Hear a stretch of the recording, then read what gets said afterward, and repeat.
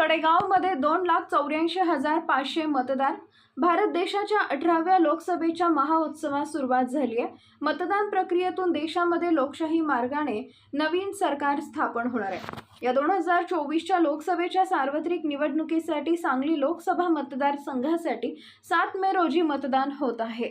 या लोकसभेसाठी पलूस कडेगाव मतदारसंघात 2,84,573 मतदारांची संख्या आहे।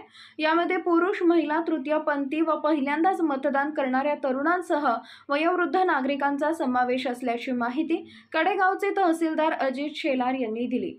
सांगली लोकसभेसाठी जिल्ह्यातून होणाऱ्या मतदारांमध्ये पलूस कडेगाव मतदारसंघाची 2,84,573 मतदार संख्या असून यामध्ये 1,43,047 पुरुषांची व 1,41,518 महिलांची तर तृतीयपंथी संख्या 8 आहे। यामध्ये 721 सैनिकांचं मतदान आहे। लोकसभेच्या या निवडणुकीसाठी सर्व तयारी पूर्ण झाली असून या मतदारसंघात 285 पोलिंग स्टेशन उभारण्यात येणार आहेत। यामधील 50 बूथ CCTVच्या सहाय्याने ऑनलाईन करण्यात येणार आहे। ते बूथ दिल्लीतील निवडणूक आयोगाच्या कार्यालयापर्यंत पाहता येणार आहेत।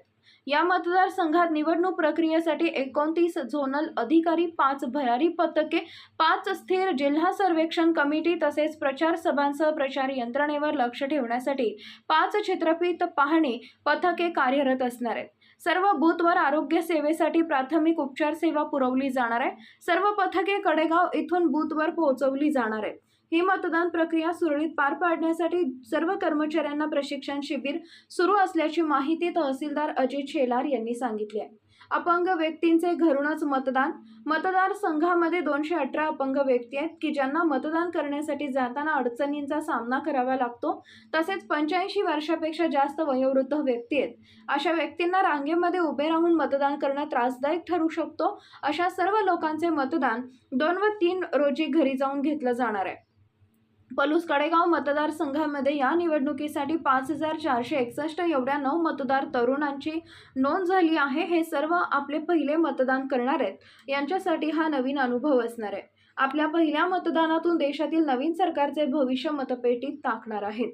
कडेगाव प्रतिनिधी पॉवर मराठी न्यूज। एकच नजर चौफेर खबर पॉवर मराठी न्यूज।